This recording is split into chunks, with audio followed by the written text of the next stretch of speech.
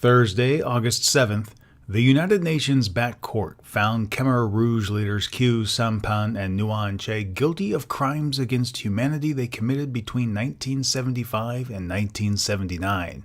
It's estimated their actions led to the deaths of some 1.7 million individuals through execution, starvation, overwork, and disease. The court sentenced them to life in prison, although Samphan and Che, who are both 83 and 88 respectively, can appeal the ruling. But they will remain in detention, given the gravity of their crimes for which they were convicted, said Nil Num, president of the tribunal's trial chamber. A complete timeline of the Khmer Rouge can be found in our show notes. You're listening to Asia News Weekly, a digest of some of the biggest stories from the Asia-Pacific region.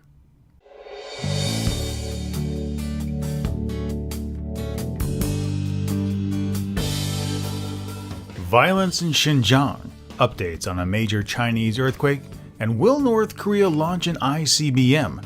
These stories and more are on the August 8th edition of Asia News Weekly.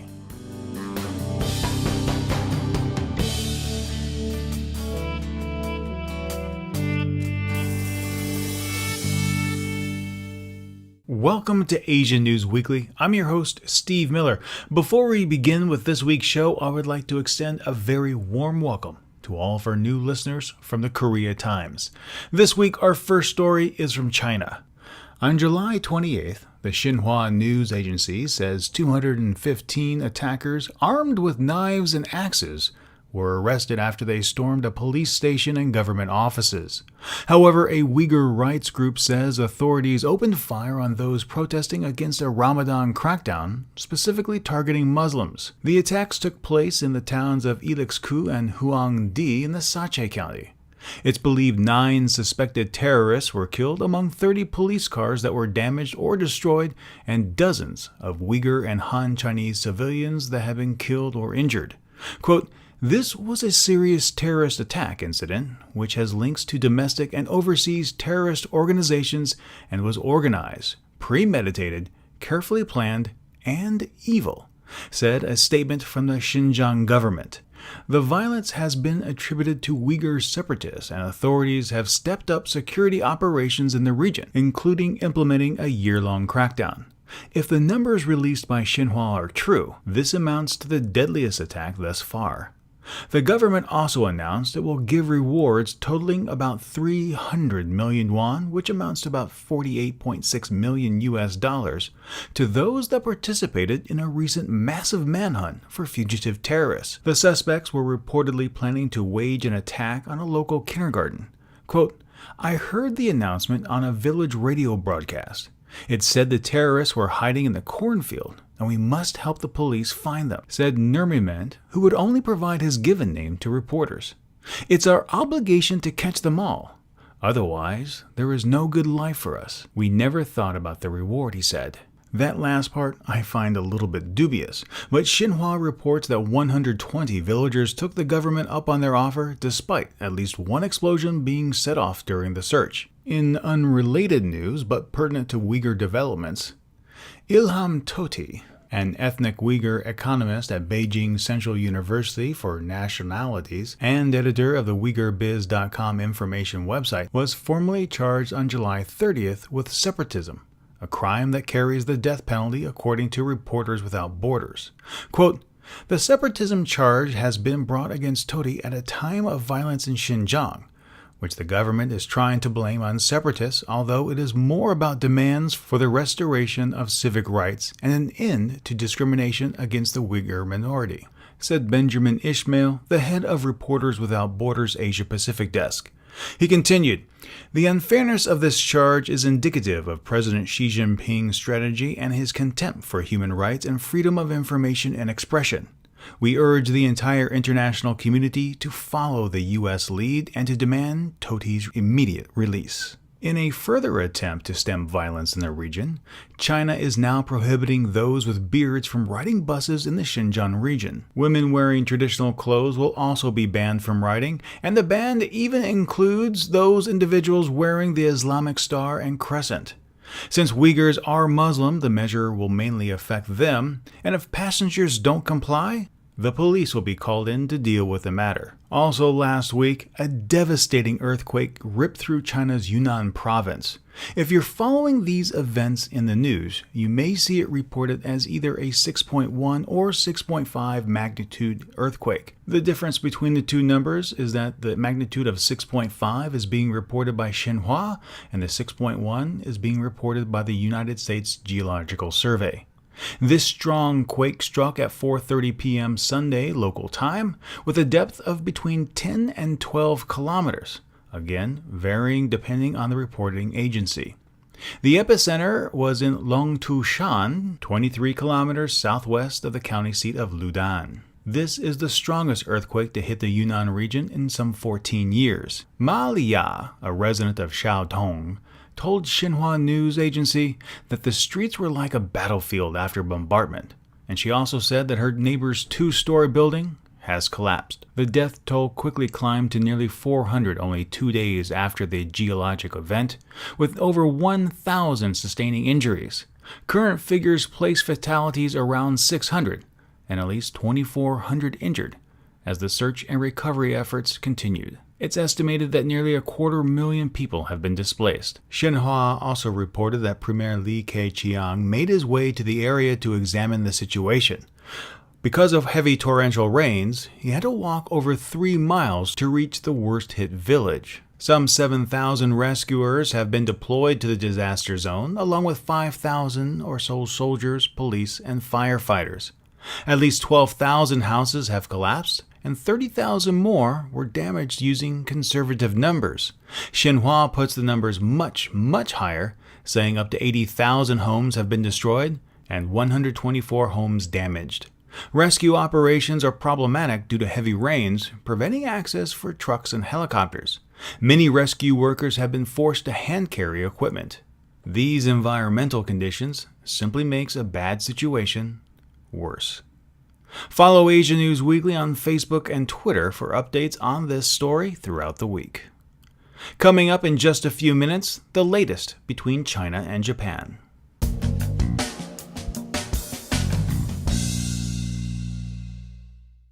Last week in Taiwan, a massive gas explosion rocked the southern Taiwanese city of Kaohsiung. It's the second such disaster to hit the city in as many weeks. The blast killed about 30 and injured nearly 300 individuals. Fire officials said bodies were littered across the streets, and eyewitness Johnson Liu said, "I saw fire soaring up to possibly 20 stories high after the blast, and fire engines and cars being blown away while around 10 bodies lay in the street." The devastation forced about 12,000 into shelters, but not everyone in the shelters lost their homes in explosions. Some, according to government officials, were simply too afraid to return. Why? This is, of course, a very horrific event, to see streets explode around you. But then combine that experience with enough force to toss cars not only over, but onto rooftops, and it becomes crystal clear how bad this was. Taiwan's President Ma said, "Everyone is concerned about the cause of the incident, and the cabinet has set up a task force to investigate and hope to find the cause in the shortest possible time. Even though this incident happened in Kaohsiung, every Taiwanese person's heart is hurt. I hope heaven blesses Kaohsiung and blesses Taiwan." 4 first responders have been confirmed to have been killed, and 2 others remain missing. The blasts have been traced to problems with a pipeline used by the LCY Chemical Corporation, a Taipei-based petrochemical firm, said Chen Chen-der, director of the Environmental Protection Bureau in Kaohsiung. Quote, "The leak was very far from the explosions because propane was leaking and spreading through the sewer system everywhere. When the density of the propane is very high, anything can trigger explosion. Anything as small as a cigarette or starting the engine of a motor scooter. LCY Chemical Corporation said it would cooperate with the investigation, saying, "Our priority is to figure out the truth and responsibility," company spokeswoman Pan Li Lin. The government has already placed blame squarely on LCY and has moved to seize 1.9 billion Taiwanese dollars, which amounts to 63 million US dollars. That's the amount the government figures will cover reconstruction costs. But that wasn't the only explosion making the news. An explosion killed some 75 people and injured nearly 200 in Shanghai. The explosion took place in Zhonggrong Metal Products, which is a factory that makes automotive parts for General Motors. Jeffrey Crothall of China Labor Bulletin says the explosion at the factory in Kunshan illustrates once again that although there are many laws and regulations outlining health and safety standards in the workplace, those standards are not properly enforced by local authorities. Crothall continued to say that Western companies like General Motors can do little to ensure their local partners follow safety regulations and the law. After all, it isn't their factory. Links to this and all the stories I mentioned in this episode of Asia News Weekly will be available on our website. While there, you can leave a comment and follow us on Facebook and Twitter to get even more information throughout the week.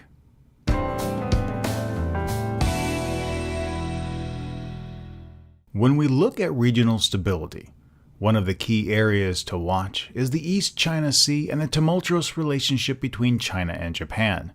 Over the past year, China has moved to assert control over both the South and China Seas and the skies above.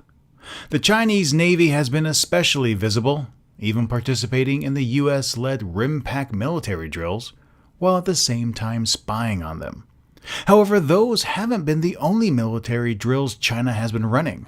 Last week, China conducted 5 days of military drills off the eastern seaboard opposite Japan, sparking a red alert by civil aviation authorities and a partial shutdown of some 19 airports in the region.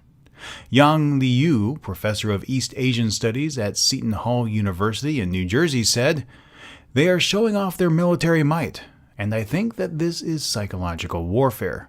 According to the Want China Times, the PLA Navy was demonstrating the ability to retake, quote, lost territories, referring to the disputed lands in the region, specifically the Senkaku Diaoyu Islands. Zhang Junshi, a military expert from the PLA Navy, said that China must prevent Japan from ever launching an invasion again. Ministry of National Defense spokesman Zheng Yangsheng indicated that the drills themselves weren't directed at any one nation, noting that if someone feels uneasy or that they are being targeted, it's absolutely their own problem. To better understand the context of the drills, I spoke with Scott Harold, an associate political scientist at the RAND Corporation. First, I think it's important to remember that military drills, generally speaking, take a long time to plan.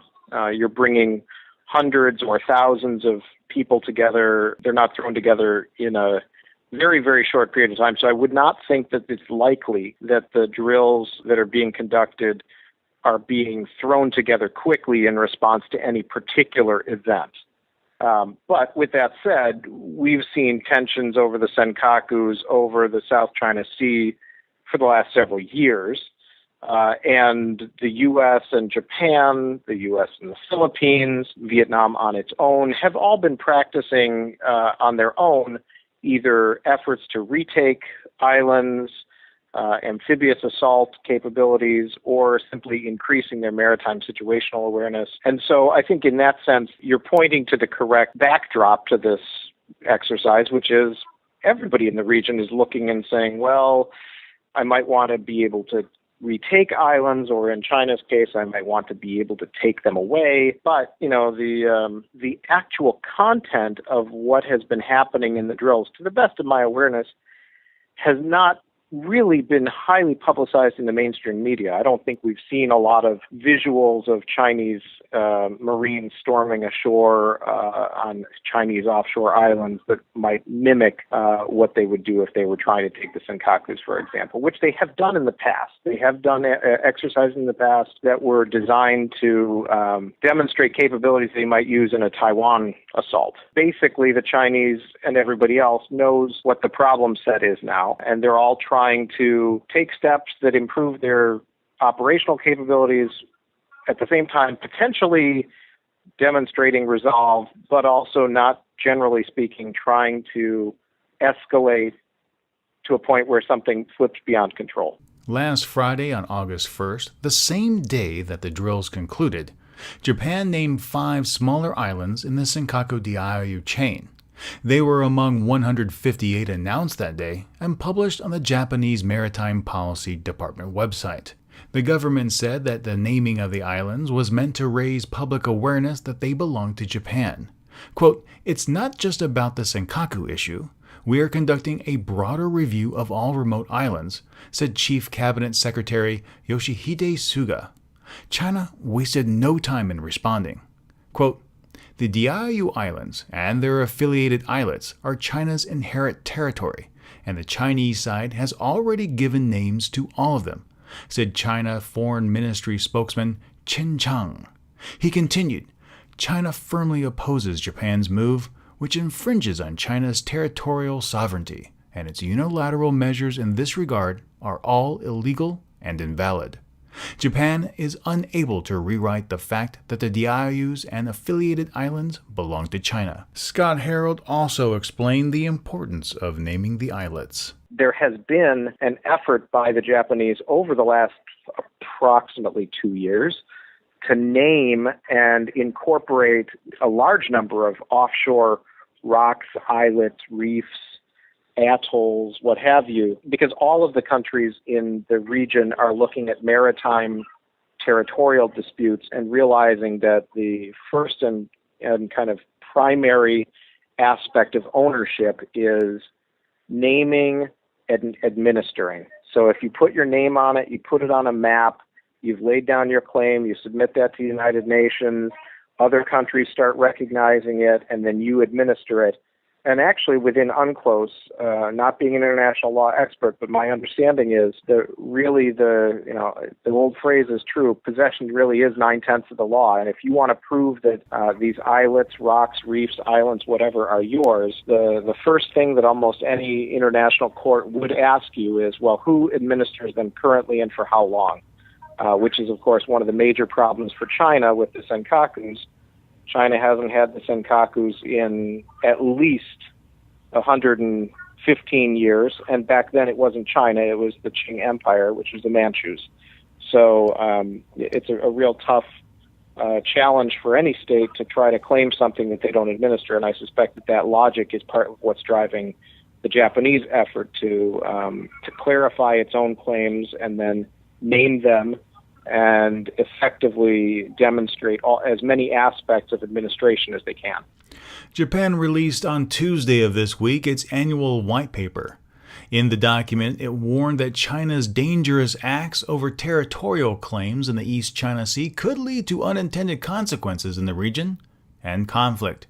The 505-page document went on to say that China has adopted assertive measures, including attempting to alter the status quo by coercive measures, which is incompatible with the existing international law and order. These measures include dangerous acts that could cause unintended consequences and raise concerns over China's future direction.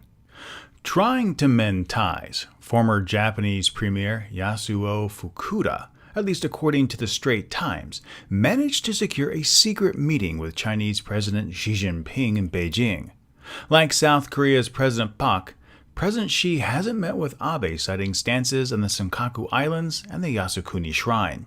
He noted that unless Abe changed his view, a meeting between the two would be remote. What are your thoughts on all these regional developments? Can there be a meeting of the minds between China and Japan? Are China and Japan on an inescapable course for confrontation? Please sound off in the comment section on Facebook or reply via Twitter. In just a few moments, updates on Malaysian Flight 17.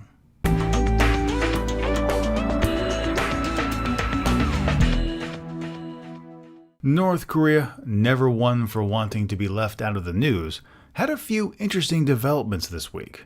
First, the DPRK issued a series of new banknotes in an effort to flush out those hoarding cash. The old notes can be exchanged for new ones or used during a specific grace period before they're voided.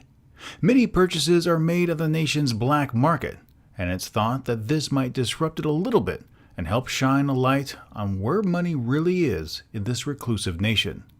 The change wasn't met with any of the protests that accompanied the poorly implemented market reforms of 2009. In short, it's pretty much a non-event. Moving on to something that truly does bear watching, 38 North recently published satellite images indicating Pyongyang is almost finished with activity at the Sohae satellite launching facility. Experts believe the DPRK has completed testing the initial stage of the KN-08 ICBM. 38 North also said that if engine tests have concluded, we could see a test flight soon. North Korea has hinted of a test firing of a long-range missile since April of last year, so it's really not an all that unexpected development. In fact, it's one that's long overdue. What is alarming about this missile is its nature. The KN-08 is a mobile ICBM, meaning it is much more difficult to defend against since they can be easily moved around. Bruce Bechtold, associate professor of political science at Angelo State University, said, "It's an absolute game changer. It takes away the warning time that the United States, South Korea, and Japan have every time there's a long-range missile launch." Rand Corporation senior analyst Bruce Bennett said, "The North wants to be able to put the United States in jeopardy, to both raise its visibility and debate with the United States." Several sanctions have been levied against the DPRK, but as it has been shown repeatedly, they haven't been effective in derailing Kim Jong-un's pursuit of weapons. Don't be surprised if we see a launch this year. If the missile is ready, perhaps they'll fire it next week on the 69th anniversary of the conclusion of World War II. North Korea has also asked the United Nations Security Council to hold an urgent session to discuss upcoming U.S.-South Korean joint military exercises they describe as a threat to peace. They're referring to the mainly virtual Ulchi Freedom Guardian drill that's slated to begin on August 18th. While it mainly takes place using computers, tens of thousands of troops are participating in this drill. Deputy Representative Ritong Il stumped the rhetoric for press, saying, "Ongoing tactical rocket launches of all different types of artillery fire are being conducted by the DPRK. It is quite natural, more than justifiable, because this is in response to the grave situation created by the large-scale joint military exercises. The war danger is being increased." Now, I don't believe for 1 minute the danger of war has increased, but Ri does bring up an interesting point. If South Korea and the United States routinely carry out military drills where tens of thousands of soldiers are part of the operations, why is it that they are characterized in a positive way, while anything North Korea does is labeled as provocative and destabilizing? It boils down to a matter of perspective. And if the United States and South Korean military park a large force on the doorstep of the DPRK, it's going to elicit a countermove and perpetuate a never-ending cycle. What is of concern is what was contained in a recent U.S. State Department report. Available information indicates that North Korean entities engaged during the reporting period in a range of biological research and development activities. The United States notes that North Korea may still consider the use of biological weapons as an option, contrary to the Biological Weapons Convention, the report said. And finally, let's take a look at the Americans detained in North Korea. Matthew Todd Miller and Jeffrey Edward Fole were allowed to talk to an AP television crew in Pyongyang last week. They said they were healthy, but asked for the United States to help obtain their release. The pair also mentioned that they feel they may face trial soon for their alleged anti-state crimes. Miller, if you recall, tore up his visa and asked for asylum, which, if true, was beyond idiotic. Fole is reportedly detained for leaving a Bible in a hotel or nightclub. Kenneth Bay, who has been in prison for nearly 2 years, says he feels the United States has abandoned him. August 8th is Bay's 42nd birthday, and his family urgently pleaded with the United States government to do everything possible to bring him home, as Bay's health continues to deteriorate. While the United States will continue to make overtures to secure the release of its citizens, don't expect any extraordinary measures. All three took the risk of traveling into North Korea, and all three committed acts in violation of DPRK law. In Bay's case, the punishment doesn't fit the crime, but it doesn't negate the fact that there was a crime. The U.S. State Department routinely warns Americans that going to North Korea has risks, and that being part of a tour group doesn't protect one from arrest. The best protection is not to go. Don't forget about our other podcast, Asia Now. It features stories, conversation, and news taking place in Asia now. This week we took a look at screen golf and plastic surgery in South Korea. You can find the Asia Now podcast in iTunes, Stitcher, or TuneIn Radio.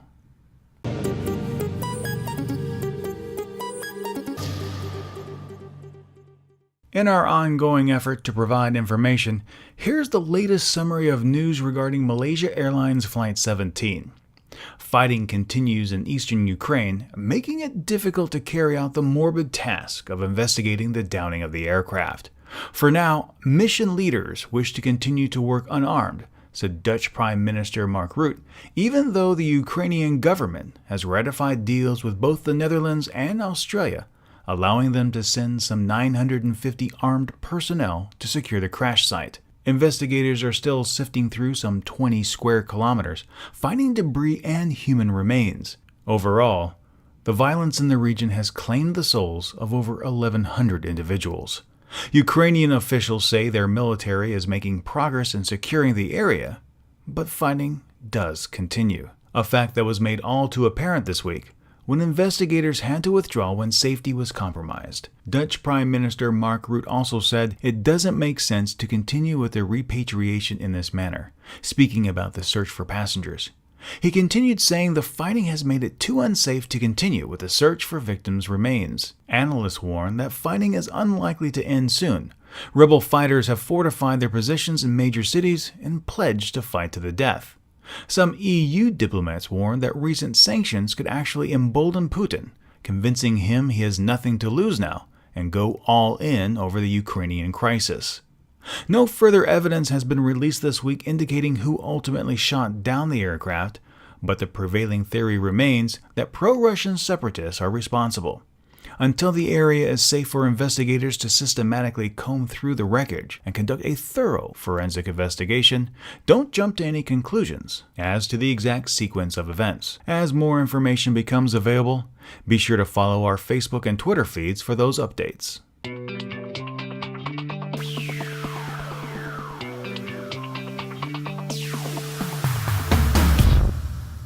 As we come to the close of this week's podcast, we're launching a new segment. It's called the Asia News Update. It will feature a series of stories from the region in rapid succession. First, South Korea will be publishing a white paper on the women forced to participate in sexual slavery during World War II. It's set to be released next year and will be a comprehensive document, the first of which to have been released in some 20 years. Quote, "We plan to translate the white paper into various languages, such as English, Chinese, and Japanese, and distribute it worldwide so that the international community knows the truth behind the issues of Japan's military sexual enslavement," said Minister Kim Hee-jung in a statement. Kim continued, "The white paper will serve as a basic frame of reference in seeking solutions and more active responses to the issue of Japan's military sexual slavery victims." Piggybacking off this story, the Asahi Shimbun in Japan plastered a front-page column condemning Japan's right-wing stance on the use of women as sex slaves and trying to backpedal on their responsibility. Quote, "Deprivation of human dignity is at the heart of the comfort woman problem. The tone adopted by some newspapers implying that the honor of Japan can be defended by disparaging the comfort women as prostitutes is only making the problem worse by inflaming nationalism in both Japan and South Korea. We cannot erase the fact that during the war, women were forced to become sex partners for Japanese soldiers. The heart of the problem is that the comfort women were robbed of their freedom, and that their dignity as women was trampled upon. Even with China pulling back its oil rig from disputed waters near Vietnam, members of the Association of Southeast Asian Nations will continue to try to resolve their territorial disputes. In Myanmar, the Philippine Department of Foreign Service Affairs spokesman Charles Jose said the nation will propose the implementation of the non-binding 2002 Declaration of Conduct among all parties to, quote, to address the provocative and destabilizing activities in the region. The Philippines hopes this will lead to a binding agreement and has the support of other members. It's going to be a rough go, as China has long opposed multilateral discussions, opting for individual talks where it can exude its overwhelming power. The Philippines has accused China of carrying out reclamation work on at least 3 shoals in the Spratly Islands. China responded this week by saying it can build whatever it wants on the islands in the South China Sea, rejecting the Philippines' proposal. Then, it turned around and requested that South Korea stop providing weapons to Manila. The United States has called on all parties to halt activities in the disputed sea to ease tension. The top U.S. diplomat for East Asia, Daniel Russell, says, quote, China, as a large and powerful nation, has a special responsibility to show restraint. There is a big footprint that comes with military strength, and it warrants setting your foot very, very carefully and treading very gingerly when you are in a sensitive area, end quote. Voice of America's Steve Herman also noted through Twitter that Japan will provide Vietnam with 6 used patrol vessels worth about $5 million in a deal signed in Hanoi by visiting Japanese Foreign Minister Kishihara. And finally, many Asian countries are faced with graying populations. Immediately coming to mind are South Korea and Japan, where they have declining growth rates. As people tend to live longer, the question of their care becomes paramount. Everyone wants to be self-sufficient as much as possible and live their lives on their own terms. But sometimes, unfortunate things happen. In China, some communities are offering elderly people QR-encoded medallions. Now, these are the small black and white splotched images that you can scan with smartphones that will take you to a web address. These QR codes contain useful information in case these elderly individuals get lost or can't remember where they live. With the penetration of smartphones today, it's a very smart move in case someone does get lost. Simply scan the code and the person's name and address pops up. This easily implemented technology has been used for years in advertising and business, but now it can be put to some really great use. I'd even go as far to say it would also be well served to use it with children. Imagine if a child gets lost at a park. Authorities can just scan the QR medallion and instantly have all the parents' contact information at their disposal. And that's the Asia News Update.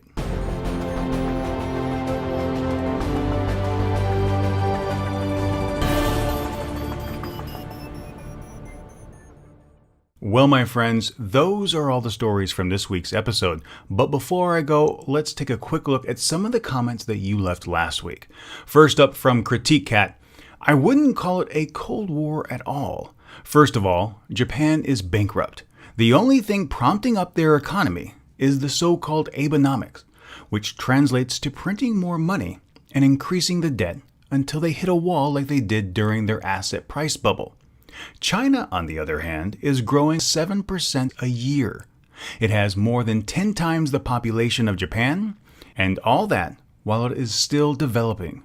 So comparing Japan to China in terms of Cold War rivals is far-fetched at best. More like the United States and Britain at the early beginning of the 20th century, when the United States was becoming the superpower and Britain was about to collapse. Joaquin Menchaca had this to say about China-Korea-Japanese relations. The Qing were competitors, economically pillaging the peasantry of Chosen Korea and influencing the Yangban. These competitors went to war, and the Qing dynasty lost in part due to embezzlement of funds for modernizing its military. Both China and Korea refused to modernize due to dogma and ideologies at the time, i.e. the Songninhak.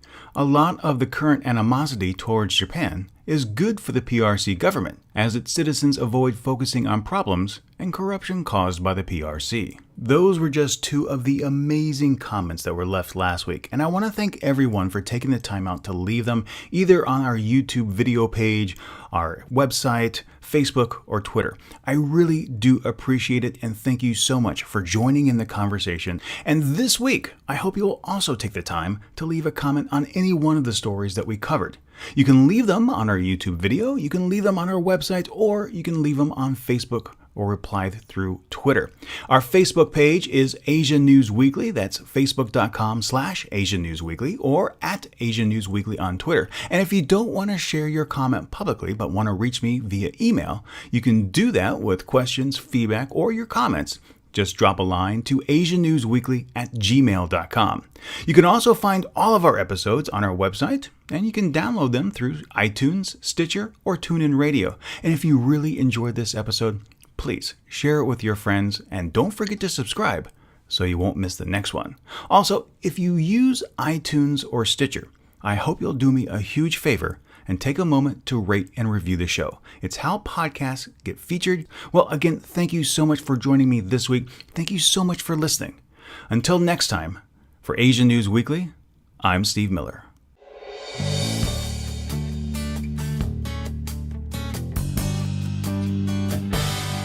Asia News Weekly is licensed under a Creative Commons Attribution Non-Commercial No Derivatives 4.0 International License.